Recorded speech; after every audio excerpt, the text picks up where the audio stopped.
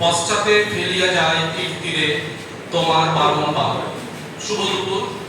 আজ 22শে শ্রাবণ, বাংলা সাহিত্যের রবি, আমাদের চেতনার আলোকবর্তিকা বিশ্বকবি রবীন্দ্রনাথ ঠাকুরের 86তম প্রয়াণ দিবস।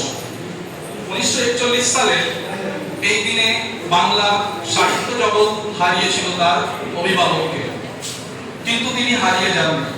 তিনি আছেন আমাদের সুখে, দুঃখে, প্রেমে, বিরহে, আমাদের প্রতিদিনের যাপনে। আজকের এই শোকাতুর অথচ পরম শ্রদ্ধার দিনে রামপুরহাট কলেজের পক্ষ থেকে আয়োজিত স্মরণাঞ্জলি অনুষ্ঠানে উপস্থিত সকলকেই জানাই সশ্রদ্ধ আমন্ত্রণ। আপনাদের সাথে আজকে এই স্মরণ সভার সঞ্চালনায় আমি শিক্ষা বিভাগের অধ্যাপক ডক্টর মোহাম্মদ সারওয়ার হোসেন সঞ্চালনা করছি। অনুষ্ঠানের শুরুতে আমরা উদ্বোধনী সঙ্গীত দিয়ে আমাদের অনুষ্ঠান শুরু করব। রবীন্দ্রনাথের সৃষ্টি আমাদের জীবনের অন্ধকার দূর করার আগে অন্ধকার দূর করার আলো দেখায়। আসুন এই স্মরণ সভার সূচনা করি কবিগুরুর সঙ্গীত আগুনের পরশমণি ছোঁয়া প্রাণের মধ্য দিয়ে। আমি মঞ্চে ডেকে নেব আমাদের কলেজের অধ্যাপিকা বৃন্দ ডক্টর মনিকা সাহা, ডক্টর রাজ্যশ্রী মণ্ডল, অঞ্জনা দাস ও স্নিগ্ধা চ্যাটার্জি মহাশয়দের।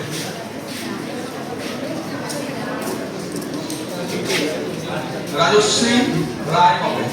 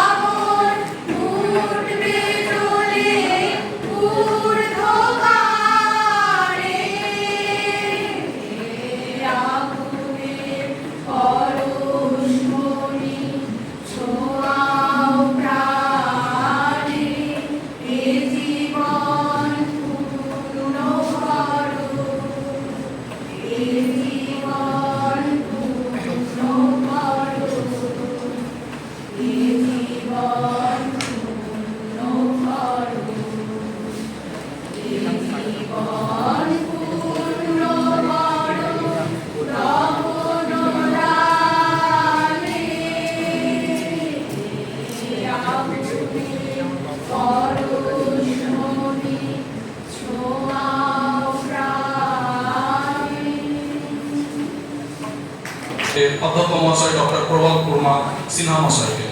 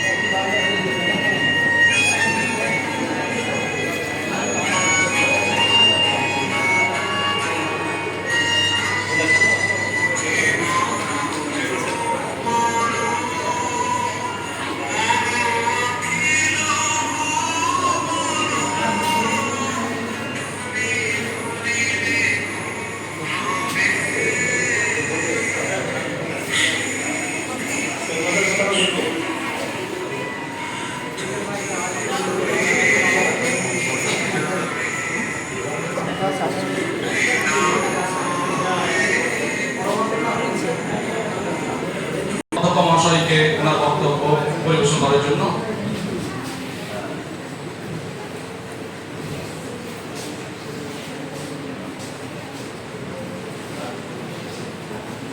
আছে দুঃখ, আছে মৃত্যু, বিরহ দহন করে, তবু শান্তি, তবুও আনন্দ, তবু অনন্ত। আরো একটা 22শে শ্রাবণে আমরা উপস্থিত হলাম। আজকের অনুষ্ঠানে উপস্থিত সকলকে আমি আন্তরিক কৃতজ্ঞতা জানাই। 22শে শ্রাবণ এই দিনটিতে বিশ্ব নিখিল নতুনভাবে স্বজন হারানো ব্যথায় কেঁদে ওঠে। সারা বিশ্বের কাছে, সারা ভারতের কাছে, বিশেষ করে বাঙালির কাছে আজ একটি স্বজন হারানো বেদনা বিধর দিন। 1941 সালে আজকের দিনে, 1961 সালের আজকের দিনটি ছিল 7ই আগস্ট, আজ পড়েছে 8ই আগস্ট, কিন্তু 22শে শ্রাবণ এই দিনে এই মহাত্মার মহাপ্রয়াণ ঘটেছিল। রবীন্দ্রনাথ জন্মসূত্রে বাঙালি হলেও মানসিকতায় তিনি ছিলেন আন্তর্জাতিক, তাই দেশ ও কাল আজ তার কাছে পরাজিত।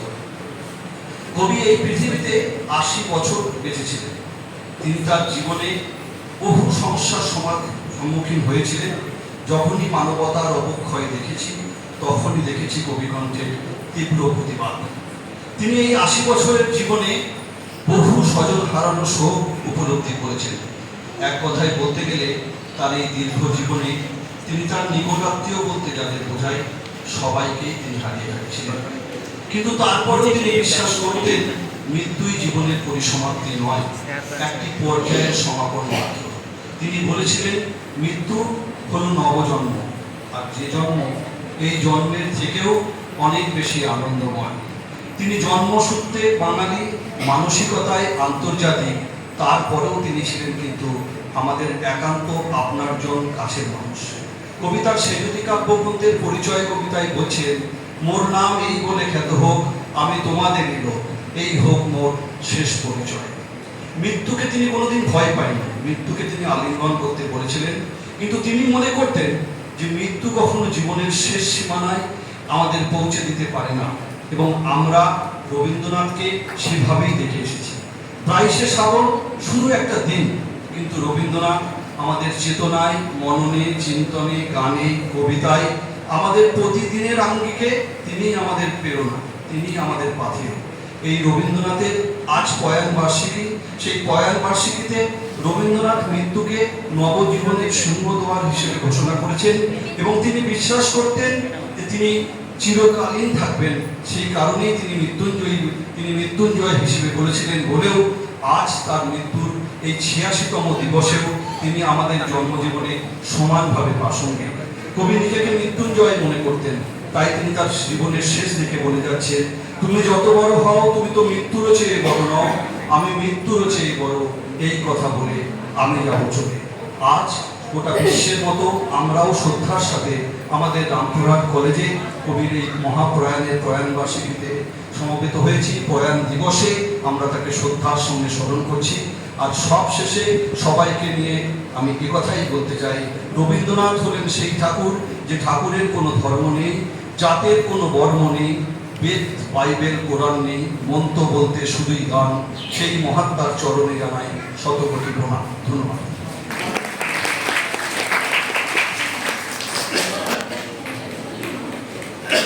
ধন্যবাদ স্যার আপনাকে। আপনার মূল্যবান বক্তব্যের মাধ্যমে দিয়ে আমরা কবিগুরু জীবনের এক অনন্য দিক উন্মোচন করতে পারলাম। গান মানুষের মনের ভাষা, সেই ভাষার সুরে আমাদের মুগ্ধ করতে রবীন্দ্রসঙ্গীত পরিবেশন করবেন সংস্কৃত বিভাগের অধ্যাপিকা স্নিগ্ধা চ্যাটার্জি মহাশয়।